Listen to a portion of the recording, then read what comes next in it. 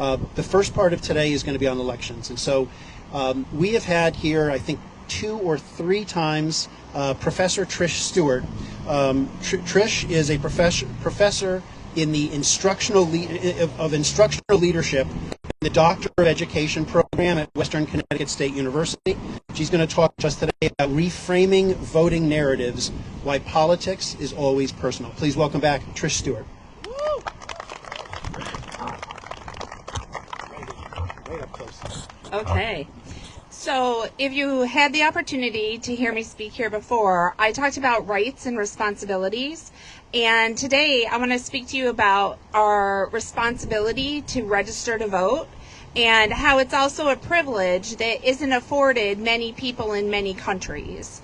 So when you think about registering to vote and the importance of voting, this year is an off year in Connecticut. So what that means is we aren't voting for the President of the United States, and those election times tend to be poor turnout times. So I want to talk to you a little bit about how important it is to vote locally and how that has not only local and state ramifications, but also national ramifications. I have kicked around a little bit. So I have registered to vote in New York, Alabama, Pennsylvania, and Connecticut. And if I can do it in 4 states, we can make sure that our friends and neighbors are doing it here. So when we think about why do I need to vote in Connecticut in a local election, if you are familiar with what's happening in the House of Representatives and how we do not currently have a Speaker of the House, the Speaker of the House is the person 3rd in line to run our country should something happen to the President and the Vice President. There was the initial debacle with who were we going to replace Kevin McCarthy with, and now guess who's in the lead? Jim Jordan, right-wing fanatic from Ohio, Jim Jordan, who's a January 6th election denier, who would not go before the committee on the January 6th investigation. He is now in the lead to be the Speaker of the House. And you're probably thinking, what does this have to do with voting? He started as a state representative. Then he became an Ohio senator at the state level. And that is what vaulted him to national prominence, or infamy, depending on how you view him. So when we think about why do local elections matter, we have the choice to determine the type of people that end up in the House of Representatives. Additionally, people think about, we're safe, we're in Connecticut, we don't have to worry about these things. Well, I'm here to tell you that that's frankly not true.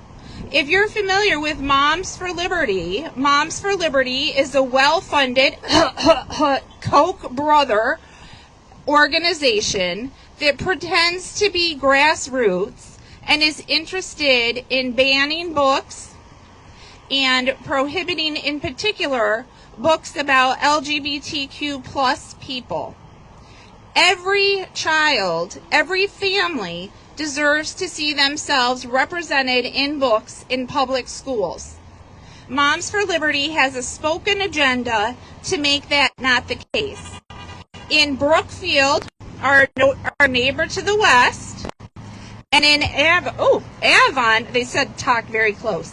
In Avon, our neighbors to the east, Moms for Liberty is active. Book banning is taking place.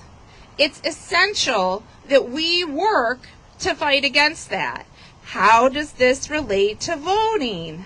Well, unlike many other states, in Connecticut, we vote by political party for school board representation and the Board of Education. The Board of Education is on the ballot this November 7th, right in our own town and in your communities as well.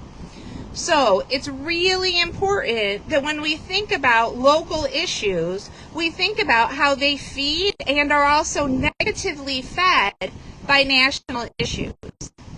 Now, this all sounds very gloom and doom and how horrid. But there's good news. And the good news is that everyday people can make a difference. We can talk to our friends. We can talk to our neighbors. We can go to vote.org and make sure that we ourselves are registered. We may not have as many followers as Taylor Swift, but we can also work to register other people. With one post, Taylor Swift was able to up the registration in a 24-hour period from vote.org to 65,000 people. Some were for Tennessee, but some were also national registrations. That matters. When the youth get out and votes, it's going to make a positive difference. If you're not from Southbury, you might not know that this is a historically one-party town, always in power, with different people trying very hard to create other inroads. It's important that our values and our voices are represented when we elect people at the local level and we elect people at the state level. We want to make sure that people understand they represent us. Jim Jordan does not represent me. If I lived in Ohio, Jim Jordan would never represent me. So, what can you do if you find that you're not registered to vote? In Connecticut, you can register electronically up to 7 days before the election. Connecticut also has same-day voter registration. So if you get to the polls and they say you're not registered, it won't matter as long as you have proof of residency for your town that you're trying to vote in and you have your ID. You must be over the age of 18 to vote in Connecticut. And if you are a previous felon, you must have done your time of service. So if you were not yet cleared of having done all of your time, you wouldn't be able to vote. So when we think about this, you can vote same day, even if you're not registered. You just need photo ID and proof of residency in that town. The reason that I'm telling you this is so that you can tell your friends and neighbors. It's not too late. We're in the middle of October. We have until November 1st to register. You can go down to Town Hall, or you can register online, or you can show up same day and register. The wonderful Susan B. Anthony said to always remember that someone struggled for your right to vote. Use it. Thank you. Woo.